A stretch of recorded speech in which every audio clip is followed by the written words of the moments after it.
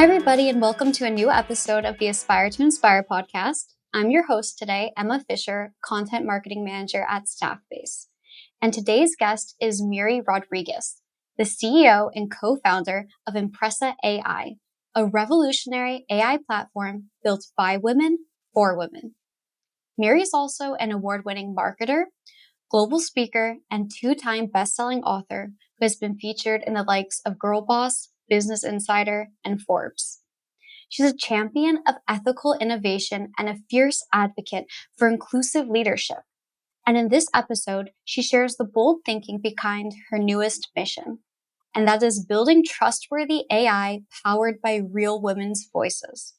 So today we're going to explore how Empressa is challenging bias in tech by sourcing expertise from women across industries, what it means to tell emotionally honest stories that actually shift culture, and how to lead across borders with purpose, clarity, and heart.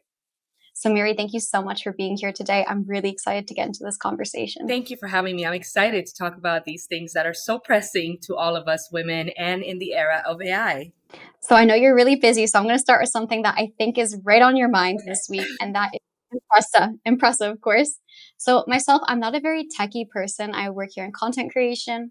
So please let me know if this is on the right line. But for Empressa, it's an AI model. I know a lot of people in comms were using ChatGPT, I think mostly.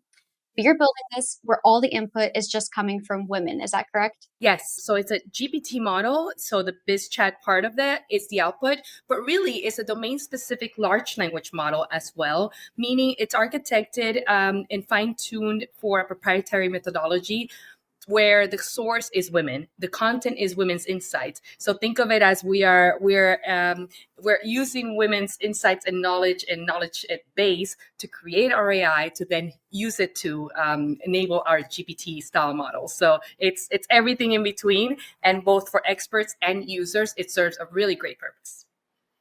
So what kind of people do you think is the ideal target group to use this platform? Yeah, so as I said, it's a hybrid model. And what it does is basically enables expert leaders, women in their own space.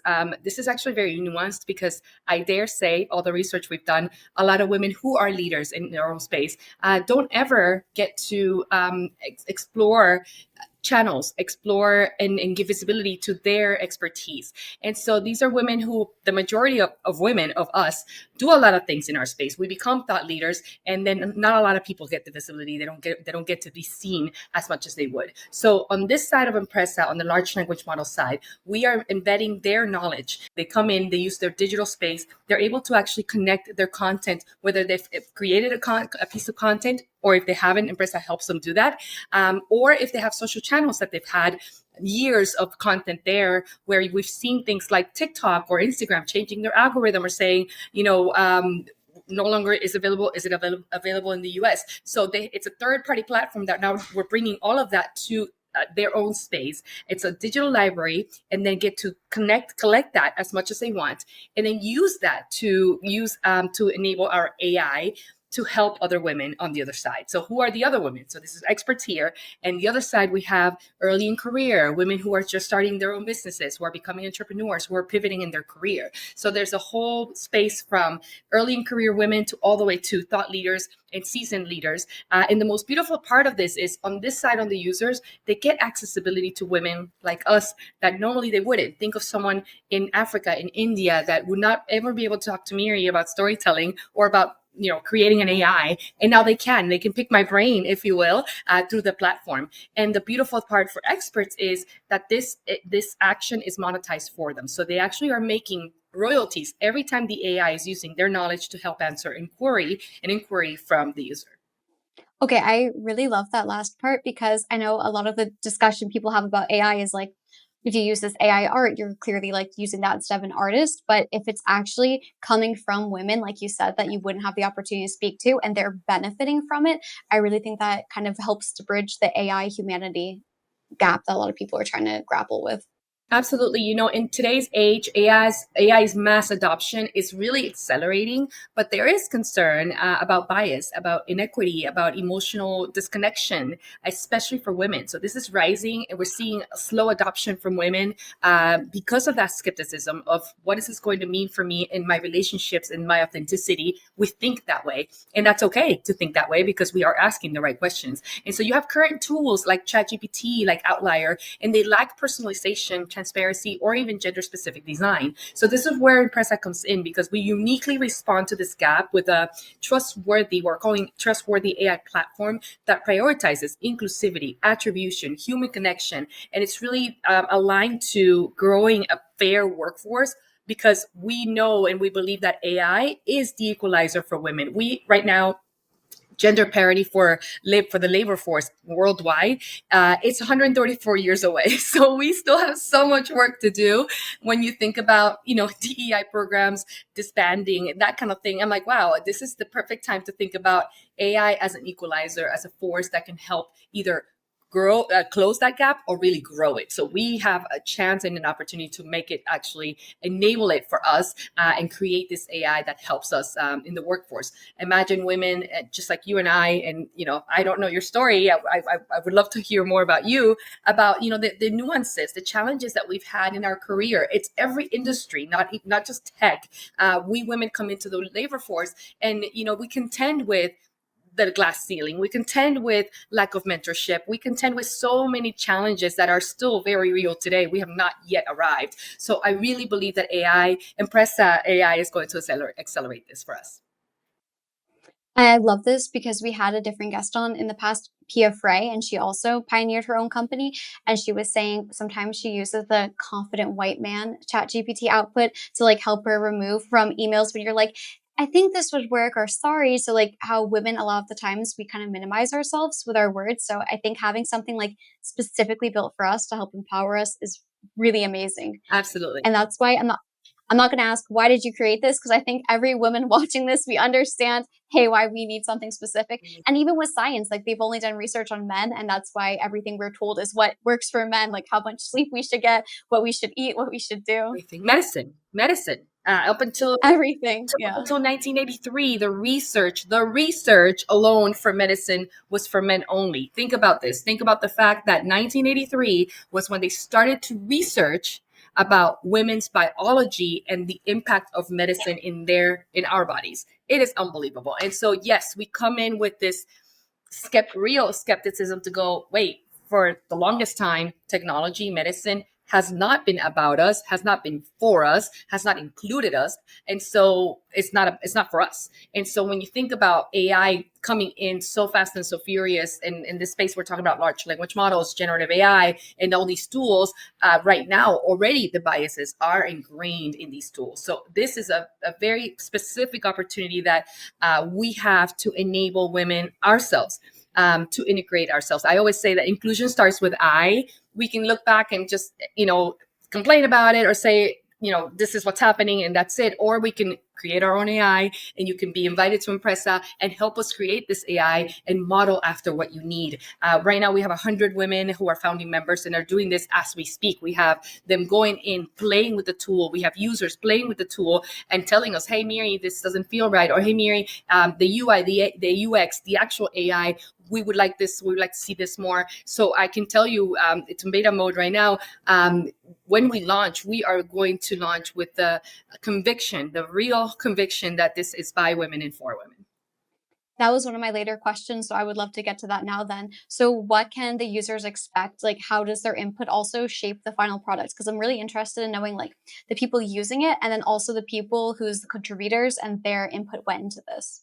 Yes. So right now we have 100 founding members who we have handpicked. These are women that, I've been in the industry, in the tech industry for over 20 years. My partner has been in the marketing industry for over 20 years. We have a large network of women that we trust, which is beautiful. And as soon as Empressa was born, I don't know if you have a list, but I always carry a list of people. Like once I do my thing, they're on my list. And so we reached out to our list.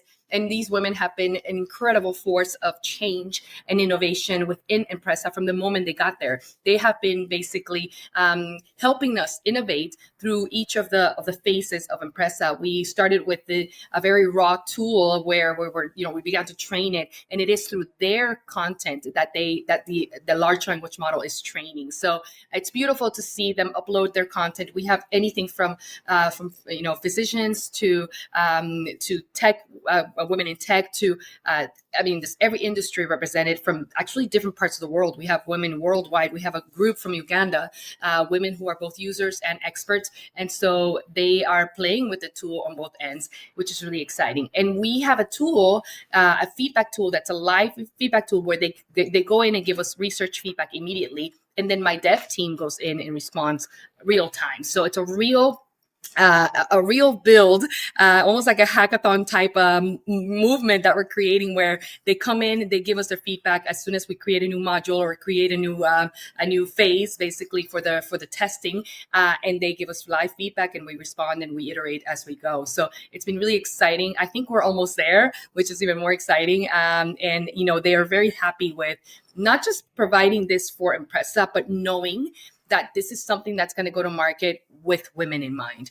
And they are being bullish about that. And I want them to be bullish about that. Hey, Miri, this won't work because, or this, we need to iterate a little bit more. And I see their enthusiasm and their passion. I sit back and I watch, and I'm like, this is exactly what we needed. We don't need women anymore just being at the table and raising their hand and say, we should consider the fact that whatever. No, we need the woman to be like, this is happening. We need to change it. We're not considering stuff. We're inclusion is built in, not bolt on, or not an afterthought. We are building it with inclusion in mind. So. Oh, this just reminded me of like my least favorite line to hear in the workplace, when you like kind of say something with passion and then a man goes, please don't be emotional. Could you try to be logical? Something like this. It's like, I, yeah. I will say to that, because I've heard that many times. But when women say it, they say it more fairly. Like they're like, hey, can I explain it? And I'm like, you're right. But when men say it, it's kind of like, please calm down. Yeah, emotions are a beautiful thing, and we women are emotional, and that is a beautiful thing. Emotion is energy in motion. We drive energy. We are driven by energy. We are driven by intuition and empathy, and that's a beautiful thing. And we weren't talking about those emotions or an emotional brand 20 years ago. In my storytelling journey, I can tell you that talking about empathy was not something we did in communication. It was a logical thing to do. It was a transactional thing to do. Fast forward, and here we are, where we're talking about empathetic driven communications and being empathetic. A man didn't invent that. A man didn't think about that. It was women who know and intrinsically know how to be empathetic, know how to be intuitive. And so we do a lot of disservice to business when we look at emotion or emotional beings, or women being emotional, as something that is negative. In fact, it's what drives business, because we know that it's human to human connection that drives business. So I find it fascinating when that is brought up. When we think about logic, it's also beautiful. And both of them coming together create a beautiful synergy. It's not one or the other, it's both. When we learn that we all have both, we can drive ourselves with logic and emotions. When we can separate the two, we all have that capacity. But it is a beautiful thing when we can also balance it in a way that serves our community. If I wasn't passionate, if I wasn't emotional about what's happened to me as a woman, what has happened to my peers as women, what could happen to my niece as the next generation, if I wasn't emotional about that, Empressa wouldn't be here. A lot of our ideas are because we are emotional, and rightfully so, to drive what serves us best. And so I want to take that. I want to take that statement you made, and the women that are listening and the men that are listening to this, to say and to reframe that from energy. Emotion is a beautiful thing. Emotions are things that are happening, that are moving us. And what a boring and dead world it would be if we didn't have that. All logic and no emotion. We are driven. We're human beings. We have emotions. So we should actually do business with emotion. Of course, take your logic with you and make logical decisions, but start with passion, start with innovation, starts with intuition. I can't tell you how many times in my Empressa journey as an entrepreneur in general, but now specifically with an AI, I've had to pivot immediately. I mean, there's been so many pivotal moments in my space. And if I wasn't emotional about it, I wouldn't have done it. I would have been logical and would have said, no, the logical thing would be to do this. But I paused and I said, hold on, let me see what the universe is telling me here. Let me see what the lesson is to be learned here. And that has enabled Empressa and our team to thrive, and our women to thrive in this space as well. I love this. And like you said, it's not about making women higher, it's about evening things out. And also, it's the fact that you're acknowledging the duality, not even just the duality, like the multi-layer aspects of women. And then there's the intersectionality, because you're like, this isn't just for one type of woman, it's for women across the world at different stages in their life and in their career. So I think there's something so safe about like spaces where it's like a lot of women coming together. And something else you also mentioned is that this is a trustworthy AI. So for someone like me who is not super knowledgeable about tech, can you share what makes it trustworthy? Oh, 100%. It's so exciting for me to really talk about the actual innovation. So for us, when we think about, let's just call out some numbers here. Just in the US, we have 47% of the labor force that are women. Yet still they remain underrepresented in leadership and persistent wage gaps.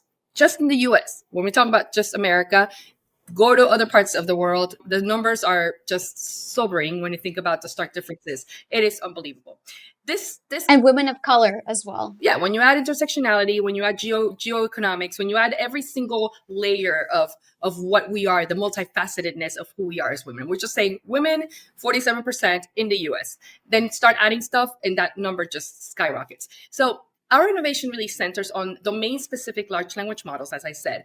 This is basically a custom processor engine that brings the expert knowledge, embedding strategy, and basically refining the pipeline that transforms that model into a differentiated system. We have, for example, a bias mitigation engine, a proprietary adversarial training data set that basically ingrains synthetic pairs guiding the LLM, the large language models, to reduce those stereotypical things those outputs that we create. So right now, if you were to talk to ChatGPT and you were to say, I give me some recommendations on how to best show up in this next meeting that I'm going to have. I'm feeling a little bit, disappointed. I'm not feeling confident, whatever, uninspired. It's going to go and search out the internet and it's going to bring out whatever it decides, right? It's going to think however it wants, and it's going to use whatever sources it wants.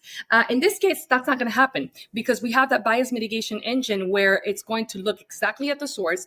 It's going to say, if it doesn't have the answer, I don't have it. There's no woman right now that has gone through something like you right now, so we can't really talk to you about this. And actually, we take that and we will have actually Ask Me Anything. We will have live with experts sessions, so women will actually get to connect with the women live, and we'll talk about it. We don't have to have all the answers, but we can talk about it and acknowledge that these things are happening, and it's learning and it's iterating as we speak. The fact that it doesn't have that answer, it tells us in the back end, we need someone who has gone through this and we need an expert to talk about it. Now, what's beautiful about the expert side is that as an expert, you have three categories. It's not just for business. You have your business and your thought leadership in business, but you can also do lifestyle and you can also do wellness. And so for me, I'm not a doctor, but I can talk about wellness from a breast cancer survivor perspective.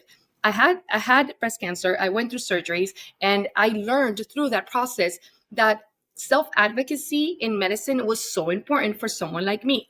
What do I mean? A Latina. I walk into a room, I see a male person wearing a white coat, and my initial reaction is to say, yes, whatever you're saying, you're an authority. But I learned really quick through that process, unfortunately, that I was actually hiring them. They were on my team. I'm the person who's having this whole thing. I'm the person undergoing this. I'm the person feeling those emotions, and they're not. And so I get to pick the team that's going to touch me and heal me and help heal. And so that is really important when we think about the multi-layers of our expertise into the system. And somebody comes in and says, hey, I just found a lump.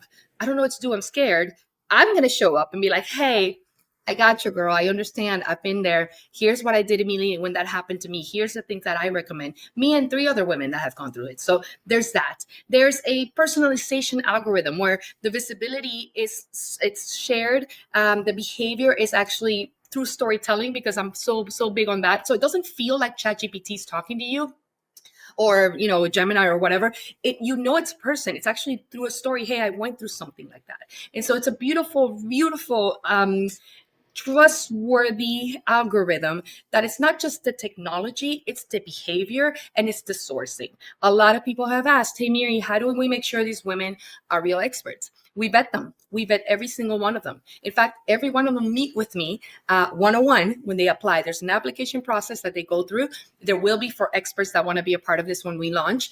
We're in the beta phase, as I said. So if you are an expert, the first thing is there actually will be an application process and fee. Why the fee? Well, because we have to vet you, but also we want to make sure that you're serious about what you want to bring to Empressa. Not everybody calls themselves an expert or an influencer is, and so trustworthiness comes from the source, and then from the source, we want to make sure that hey, if Miri's there, if other women are there that I know that I can trust and I can pick their brain, then I want to go and source from Empressa, and that brings accessibility to them. If let's say Brene Brown. I'm calling you out, Brene Brown. Come join Empressa. If Brene Brown comes to Empressa and she uploads her content in all her books, no longer do I have to buy all her books. I can just pick her brain and say, hey, and have a chat with her and have her tell me in story form. And it feels like I'm talking to her. So it's really ethical. It's traceable. It's trustworthy from a sourcing perspective, from an engine perspective. And then, of course, from the technology. I am so proud to say that our technology is being built on the Azure stack, meaning we are a Microsoft partner. So I am an employee at Microsoft and also a partner. And that's exciting because I dare say, the first person who went and said, well, I'm building an AI while Microsoft is building AIs. And instead of, getting fired and claiming IP, they were like, hey, welcome, let's give you some Azure grants. And they basically allowed us to build, or invited us to build on their technology, which I love, because having been at Microsoft for 13 years, the technology that I know and the mission that we drive at Microsoft is so in touch with what we're doing in Empressa, to empower every person and organization on the planet to achieve more. Our mission is to empower every woman to build her empire with AI seek and trust. So the trustworthiness is multi-layered, because we understand that women ask those questions, and we are rightfully so skeptical about the things, about the people, about the machines, about everything we need to be. I do want us women to adopt AI faster. I would love if that happened. I would love that our AI literacy is faster than men, because we have an equalizer. But I also understand why we're not. And I'm not pushing that agenda. I'm not saying go, do it. No, we will tread with caution. We have to. That's okay.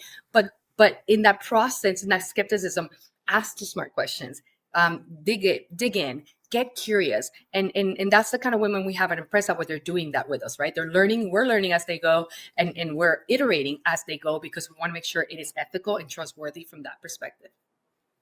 One of the things that really stood out to me is kind of addressing the concept of isolated or marginalized women, because I know loneliness is not unique to women. There's the whole male loneliness epidemic, but Yes. that's more because men can't talk about their feelings as much. The society, we pressure them not to so much. But with women, it's kind of I feel like we have this pressure to always be on, to always be perky, happy, upbeat. So when there's something that actually can speak to your genuine experience, because like you said, I do not think ChatGPT caters to that. No. It really helps with visibility. And then the second thing that really stood out was that Microsoft empowers you, because I'm a writer. I work at Staffbase now. But before that, I'm doing freelance writing for a while. I moved to a new country. And a lot of the places are if you write for us, you can't even write for somebody else. There's this whole thing with competition. Yeah. So to have a company that genuinely, you're here, no, they empowered me. I think that speaks really big, because I know you work as a senior storyteller for them. I do. And that's another really big topic, is storytelling. So can you talk about kind of the framework for turning your stories into action? Yeah. I want to go back a little bit to what you just said around that trustworthiness. Just one more thing I want to say, because Sure. you do mention something important around women, from different parts of the world, and talking about topics that ChatGPT wouldn't contain, or another GPT model. We're using ChatGPT as one, but that's one. Yeah, that's one I usually use. Right. That's a very popular one. But in general, we could say GPT models. Empressa is being trained to contain the multi layers of women's experiences that include hormonal, that include life experiences such as abortion, such as giving birth, such as entering the workforce after, such as ageism, such as menopause, such as a regular period that is not ever regular. What the hell is a regular period, right? So when we touch base with that, if you were to talk to chat GPT, which I have, to understand, nuances, to say, today I woke up and I feel suicidal. And that's a thing. I have to call that out because the hormones affect women that way. And we don't talk about it. I dare say I have 2 children. My second pregnancy, I really believe after I gave birth, I had postpartum depression for 3 years. Did not go diagnosed, but my symptoms were all there. And it wasn't until many years later, that I read, I was like, whoa, that sounds like me. It sounds like what I was going through. Nobody talks about it. Nobody diagnoses you, and you're supposed to act normal. I was going to work and I was acting normal. And so this is where Empressa will not shut you down. This is where Empressa will not stop the conversation. If you try this conversation with ChatGPT or apply, stop you immediately and say, I'm not wired. I cannot answer that question. Let's start another chat. It's against the policy. It's against the company policy. Trust me, I have a lot of experiences. And there's also the thing where it's like people need to talk to people. Yeah. But like I said, I moved to a different country. I can't always find that connection, unfortunately, in person. Right. So to help understand myself, I read all the time. I write all the time. To help understand myself through any means, I think is really beneficial. Yeah. And then there's nothing worse than when you're having a really difficult moment. Okay, I can't really figure it out with a person. I'm putting in ChatGPT and it comes back. This is against our policy. Yeah. Even in real life, I was asked to write an essay on womanhood and I was told, you have to soften some words. Your experience of womanhood is a little bit not correct. And I was like the words, I had words about domestic violence. And this was like my experience of womanhood in part. It's a duality. Mm-hmm. And I was asked to soften those words. And I was like, well, you kind of can't as a woman. Like the only person who would have wanted me to soften it was the person who did these things to me. He was the one who was like, don't say these words, say lighter words. So you can't soften womanhood. Like there's so many beautiful aspects to it. So I think this is just so beautiful to hear. Thank you for sharing that experience. And this is exactly why Empressa is here. This is exactly why, because of these and the women and the men who are listening right now, just let it be known, we're all nodding. Women are nodding their heads right now listening because we know and understand we've been there. It may not be the very exact same situation, but we've all been in a situation where we are asked to say nothing, asked to bury it, asked to act normal in a very specific situation that shouldn't happen. And so whether that's mental health, whether that's abuse of any kind, and everything in between, we have been taught to be quiet and not talk about it, and we die a little bit every single time. So Empressa is not going to have those limitations. We will be able to speak to someone, and it's not about, it's not a doctor you're speaking to. It's another woman who may have experienced something similar, will give you her perspective, will share her knowledge and her insight. This is where we turn knowledge into lived experience, and it becomes an insight where it's conventional knowledge. Work hard. Okay, what does that mean? Well, for me, working hard looked like this because I was an immigrant in the States and I had to do all these things and work 3 jobs and learn English. That's work hard. And so there's so many beautiful stories that when they're brought together from women from all over the world, and we share this and we pass it down. This is the legacy, right? This is how we're still here as a race, as humanity. We pass down our stories. That leads into storytelling for me and my passion for storytelling, because I've always believed that stories are the catalyst for change, are the catalyst for culture, are the catalyst for legacy. And so when we remember that, we don't have to learn to tell stories because it's very part of us. We innately do that as human beings. That's what we do. You ask a 5-year-old, how was your school day? And they start telling you a story. They don't say fine, unless they're a teenager. If they're a 5-year-old, they'll be like, well, today I went and I did this and my friend did this and I ate that. We speak in stories. And so it's a very intrinsic part of us. So when we take that to business, back to what I was saying, is that evolution of emotionally connected business. We have understood in the last 10 years, I would say, there's been a huge shift in how we look at business and how we do business. And through stories, it enables that connection, that special connection that we need, that is human to human. Right now, you spoke a little bit, just a tad, about your own experience. I already want to learn more. I'm already connected to you emotionally, through the time zones, through everything. I'm already connected because you shared very vulnerably a piece of your story. that's how it works. And now we're connected at the human level, and now we're more trustworthy toward each other, and now we could do business, and now we can ease up our communication. So there's so much that happens at the cognitive level once a story is told. In my space, to answer your question, for me, I came into engineering to tell stories in engineering at Microsoft when we were doing our digital transformation journey, basically taking our on-premises data to the cloud. And it was a time where I thought I knew how to be empathetic. I thought I knew how to tell a story because I come from Marcom background, and I didn't, because I understood immediately that I'm not an engineer. I'm not a dev. I don't know what it is to be building a product that I'm creating over here. And I'm at the same time evolving my own role. They were becoming cloud engineers because they were taking things to the cloud. Their own jobs were being shifted by the work that they were doing. That's fascinating. It's also incredibly complex. And so I didn't have that. I didn't know what it was like. I was trying to tell a story from the outside and make it look good.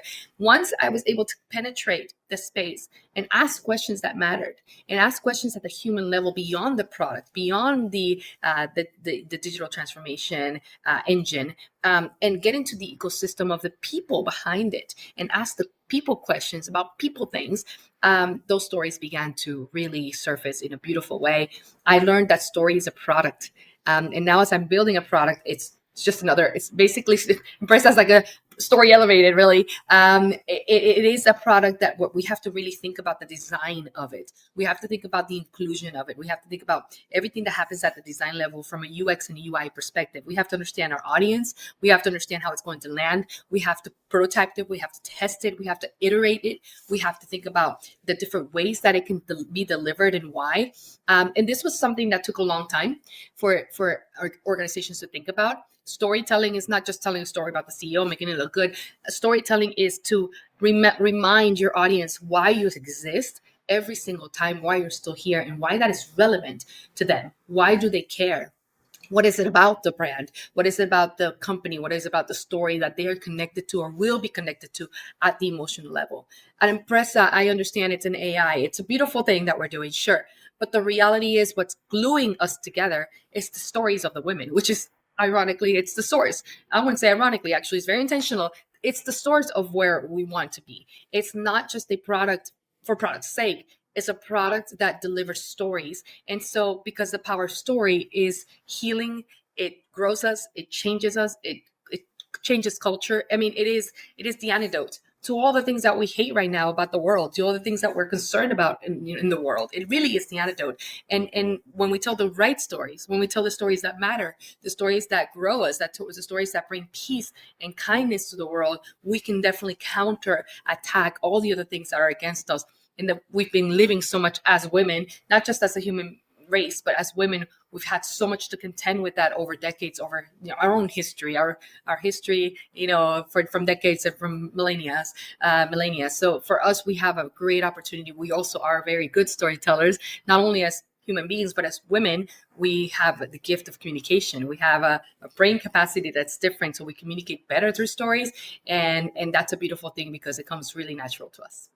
I think that made me think of two things. So one of them is that that's how you build psych safety. We've talked to a lot of behavioral scientists on this podcast, and they say, like, if someone's coming forward to their manager or to an internal communicator and they're talking about something, you put that little piece out. And if the other person, if I said that and you looked uncomfortable or you were like really just full of pity and not empathy, then you don't want to open up further. But when you have that connection through a story, I think that's a really good space for the person to receive it well and then invites you to say more. Yes. And then the other thing it made me think of is this quote, my silence is your comfort. And I think every woman can like resonate with that. Like by staying silent, and it's not a fault of women, but we have stayed silent on things and Yeah. it's supported or protected other people. Yeah. And I think this is like finally the chance for women to come forward, and not the only chance. There's lots of opportunities, but it's one of the opportunities and a really empowering one for work where we can be like, hey, we don't have to stay silent about something. We can actually speak up. Because for me personally, this is a really thing I struggle with is setting boundaries or speaking up for myself. But do you have like a moment, or you can riff off of this as well, where you think of a story and you're like, this really helped to inform change? Yeah, yeah. And so for me, it was actually my own story. And I wanna say this storytelling is not only just about finding your voice and sharing your voice. It's about enabling your story to people to understand you, to create empathy towards you. A lot of times we are misunderstood, misconstrued, misanalyzed in a world where, we take one sentence out of something I said and can be retweeted or whatever 300,000 times for one little two words that sentence that may have landed differently, and people don't pause to understand and hear the whole context or read the entire book. That happens all the time. Stories enable that empathetic space where I can explain, I can share my heart, I can tell you where I'm coming from, and I can, if I do it in story form, I'm successful to land it. If I do it in a design way, I'm successful to land it in a way that people can understand. If you design a product well, then nobody has to ask questions about how to use it. If you see a chair, it's a chair, you're going to sit in the chair. That was a good design. Nobody's putting, instruction manuals on a chair. There's like, oh, this is a chair. I get to sit in a chair as the user. Same thing with a story, right? You hand over the story to your audience, and they know what to do with it if it's a story well told. For me, it took me years to get there. As a woman, I was angry about the injustices. I was angry about the things I had to go through, and that anger stifled me. Right? It allowed me to just say things, or not really tell the whole story, or just be rightful about my space, and my rightful anger. Righteousness was a big thing. As I've grown and evolved, I've learned that the outcome may be the same, but the story is different when I approach it from my perspective, and I'm able to deliver that to people so they understand the why. And so, yes, I am an immigrant. Yes, I came here when I was to the States when I was 13. I had to learn the language. I had to work 3 jobs so I can, go to school. I had to get full ride scholarships. My parents couldn't afford to take me to school. It was a hard thing. It was, like so many other stories. All of us have our own stories. It's not that my story is special. It's that my story is my context to my lived experience, and therefore that moves my behavior. So when I deliver that, I give people an opportunity to understand my why. And it doesn't mean I'm not angry today. I still am, but I deliver that anger in a way, righteous anger, I should say, in a way that people get the why. I could be angry and just, yell, and I found my voice and everybody hear me out. Or I could be like, hey, here's the story. Here's what's happened to me. And when that happens, here's how it's impacted me. And it's going to be a legacy. It's generational. That impact is generational. When things have happened to me, I can choose to say nothing, or I can choose to say something in a way that is calculated and intentional so that we can make positive change. I can choose to say everything and make positive change through other means. So it really is, we are all authors of our own stories. You as a writer know that. You also know as a writer that once we begin the story, it almost takes a life of its own. The character of the story itself is just like, oh, I see where this is going. I thought I was going here, but it's going here. And I'm so grateful to allow that flexibility in my own story because it's still being written. That pivotal moment was the decision I made to go out and share who I was outside of Microsoft. Like Miri at Microsoft, I'm Miri. I'm at Microsoft, but I'm also Miri. And so my brand began to evolve from, yes, I'm this, but I'm also that, and I'm also that, and I'm also that. I'm a mom, I'm a sister, I'm a wife, I'm a friend, I'm a worker at Microsoft, I'm a writer. I'm all these things that make up who I am, and none of them are me, but all of them are me collectively. And so when I choose to share that with people, then they begin to see me with the multi layers that I bring. And now if I say something about something that matters to me, they understand the fullness of it versus just that one sentence that I said or that one thing that I'm always talking about. Does that make sense? Oh, that makes total sense. And that makes me think of a conversation I was just having with my partner, Yeah. in which I had feedback that I was being like a little closed off at work and I could be more personal. And I was telling him, like, I always thought like there's these two sides of you. Like there's the work side of you where you're professional, Yes. and then there's a side of you when you're yourself. But because we have the internet, it's really kind of like getting blurred because it's like my coworkers are following me on That's Instagram right. and they're like seeing me That's right. whatever with my cat or on vacation. So I'm like, That's right. do you have advice for someone, and like we're trying to blend these versions of ourselves? And for me myself, I'm like, my writing is quite intense, and then I get nervous, like, do I share it on my I want to personal read your platform? I writing. I'm really, so curious about oh yeah, your writing. it's on my LinkedIn. I have my blog. Okay. I'm a very open, I guess, an intense person, but I'm like, hey, I'm working right now. People want to see like the happy, bubbly Yeah. me. And I'm like, but I'm really this kind of very intense, Yeah. passionate person. So if it comes to like an internal communicator, and they are kind of, and we just had this conversation, a really nice one with our host Lottie, and she talked to a former Obama speechwriter, Terry, and he was saying every person has a special story. Like, no matter if you think you're boring, you're not. You have something to say. As Miri, how would you tell somebody if they're like, hey, I'm working in internal comms, I'm really nervous. How do I start to merge these two aspects of myself? That's a great question. I do get asked that a lot. I always go back to the origin story.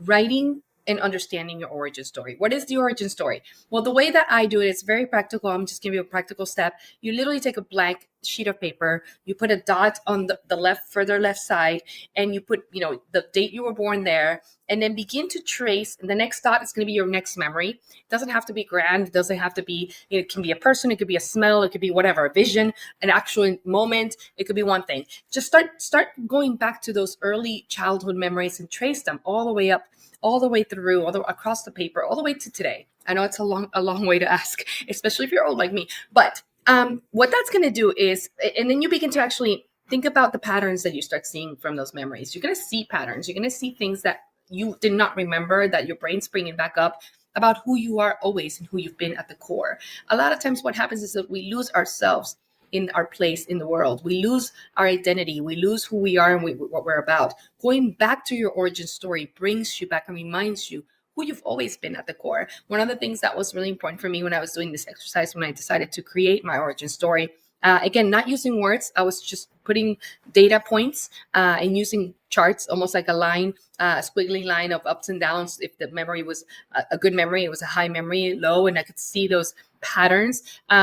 One of the things that stood out to me was I was 7 years old, and I once got in trouble. It was a memory that just came to me. I got in trouble with my mother because I stole one. She had a stack of composition books that she had bought for us to start school, and I stole one of them because I wanted to write poetry. And I indeed, took it and filled it up with poetry, and it put stickers around it and colored it. It was really beautiful. I wish I would have saved it. Why was that important to me? Because at the time when I went back to my origin, was the first time that I was, I was being asked to write the book, Brand Storytelling, and I was filled with imposter syndrome, and it was filled with fear. I was like, oh my gosh, somebody's gone, a book is a whole different thing. It's published, it's out there for the people to read. It's like a baby, just put it out there. That's it. It's out in the world doing its thing. And so I was petrified. And when I went back to my origin story, I was like, oh my gosh, wait a minute. I've always been a writer at heart. I could have been playing dolls. I could have been, watching TV. I was writing poetry. I'm a writer at heart. And that just reminded me of the core. So the origin story is a beautiful place to start to remove the noise of all the things that have, I wouldn't say plagued us, but have influenced us in so many different ways that we may have lost some of ourselves or all of ourselves in this process. And for me, it stripped me of looking at, hey, is this my core value, or is this something that was instilled in me and I just took it and made it mine? Is this truly me? What is authenticity? What is my core? From there, you actually create ways and start thinking of ways of how the story can serve other people, because truly what we're here to do, if we want to be if we want to understand the legacy of humanity, is we live our experiences, and then we share them so that others can learn, so that others can understand, so that we can leave a little bit of ourselves here. And so through that process of origin story, you begin to unveil that who you are, and how that shows up today. And you can ask yourself, because I did, hey, is today who I am? Is that what I want to be? Have I become who I wanted to be? If the answer is no, there's a lot that I can do here to change that. I am the owner. I'm still writing my story. I'm the author. So I'm the CEO of my life. So I get to change that, and I can get to evolve that, which I have. Obviously, we are always evolving, hopefully, and changing for the better. And so the vulnerability there depends on how much you are willing to serve, how much you are willing to understand that story that is very yours. It's the gift that's yours, but it's also the gift to humanity if you choose to share it. And I'm not saying share everything. Please don't. Privacy is very important. Privacy is very important. And I do keep a lot of my stories to myself, but I have chosen to tell some stories that I know in my heart that will reach someone that may need that moment, that may need that message, that may need that inspiration, that may need the understanding of like, hey, you're not alone. I've gone through something like this. And that has never returned any other way but in a positive way to me. Never. Every time I've chosen to do it, every time I've chosen to say something that's happened to me in a story form, not for me, for others, with a mission to inspire, then it always returns with good returns. And so the origin story is your place to get started. Create it.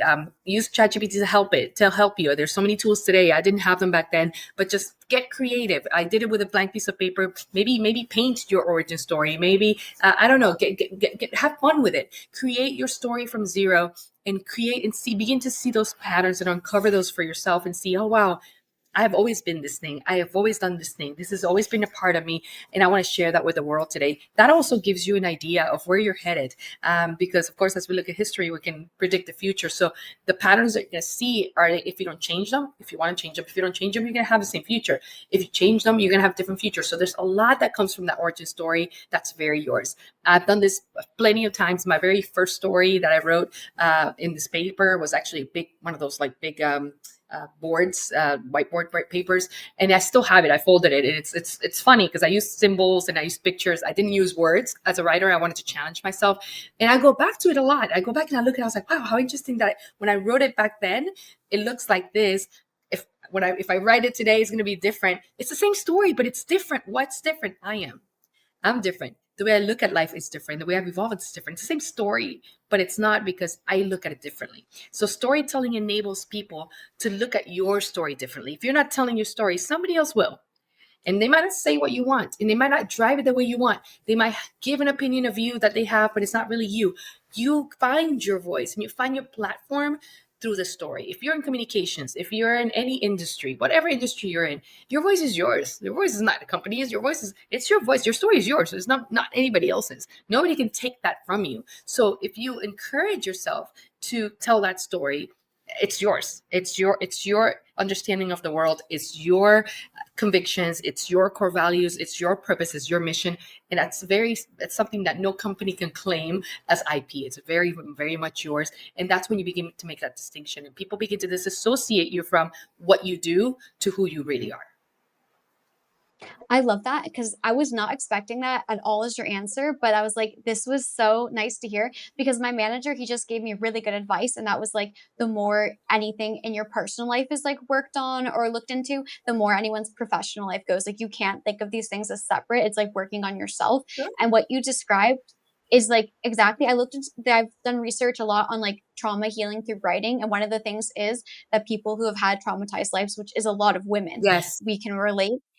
It's your narrative gets really disjointed and you kind of see your life as these individual events that led to this outcome. But by writing it down and connecting the thread of your life, it can help to heal you because you can see these aren't these separate pieces of what happened to me. This is the whole of who I am. So it's looking at the sum. And then by understanding that, I mean, that informs your work, that informs what you want from your future. Absolutely. So I think that is really beautiful advice to give. Absolutely. I love it. You brought it home perfectly. That's exactly what that is. Absolutely. 100%. And I want to keep talking to you for so long, but we are at the end of our time. So you've given so much advice, but if there's one thing at the end, like, what do you wish someone had told you 20 years ago when you said you started your journey? And what would you now tell to a woman just getting started? Oh, what a beautiful question. Thank you. Thank you for that. I would say we are not done, and we need women to be courageous, to stand up against systems, against processes, against institutions, against people who continue, whether they know it or don't, because there's a lot there. It's very nuanced and very complex. But because of the history, it continues to bring us down, keep us down, create limitations for us. Wherever you are, and then when you can counter that limitation, you have a choice. You can sit back and watch it and say, okay, well, it is what it is. Is this the system? I have to succumb to it, or I've been taught to just ignore it, or I don't want to fight it because it's too much. You have that choice. We all have that choice. Or you have a choice to be courageous and decide to unite to a group of women like us that are going to be here. We're only here, for just a little bit amount of time, but we are the Rosa Parks of the digital age. We're sitting in front of the bus and saying, not today, not on my clock. It's going to get hard, but I'm going to be here. It's going to be hard either way, right? Because I want to leave something to the next generation. So what we're doing here, it's not about us. Honestly, I won't get to see it. I don't think I will get to see, a day where we don't have to think like a white man or ChatGPT. What does it look like to be a white man? We could just say, I'm a leader. I'm this. I don't have to think about the fact that being a woman alone provides so many nuances that I have to work through before I get to where I'm actually going to go to. It's so exhausting. So the call really is for that is if you feel inspired, to do this, to have the courage because it's beyond ourselves and we get to be a part of it, and how beautiful that is that we leave a little small footprint in the big picture of women gender parity that we need so much in the era of AI that is accelerating so much. Technology is, it's neutral. Technology is neutral, but in the hands of bad people it becomes bad, and in the hands of good people it becomes good. And so I'm hopeful that we are doing good, that it's AI for good, that it's AI for women, and that we enable the next generations that come after us, and that they could say, in the era of AI, a group of women stood up against all odds, and they did something big so that we could be here today. How beautiful would that be? So I hope that that we can be courageous enough, and it's not that there's no fear in it. It is fearful. That's why I'm saying courage. We're standing up against that fear, and I understand very much that fear, and I'm empathetic to it. But beyond that, we can move through it, and we can do something bigger for ourselves and for our next generations. Oh, I think that's a beautiful ending. And I love that you work in tech and I'm working in marketing, but we have the same connecting force, it seems, to our lives, which is doing something for the greater good and mostly like women to empower people who don't have a voice. So thank you so much. It was a beautiful conversation. And could you just let the listeners know where they can find you and more about Empressa? Because I think a lot of women are going to hear this, myself included, and we're like, okay, now what do we do? I'm so thankful, and thank you for this platform, and thank you for allowing me to share this with your audience and all the women listening. So grateful for all of you. You can find me at mirirod.com, MIRIROD.com, and also empressa.ai. That's EMPRESSA, Empressa, as an empress. And there's a story there as well, Empressa .ai. Of course, on LinkedIn and different channels at Miri Rod. I'd love to connect. I'd love to answer questions beyond this channel, and anything you like, I'd love to help. And thank you so, so much for this conversation. And thank you to our listeners. And I'm Emma Fischer, and that was the Aspire to Inspire podcast. And I hope to see everybody next time. Thank you. Hey, if you're getting value from today's conversation, make sure you subscribe right now so you don't miss any future episodes of the Aspire to Inspire podcast.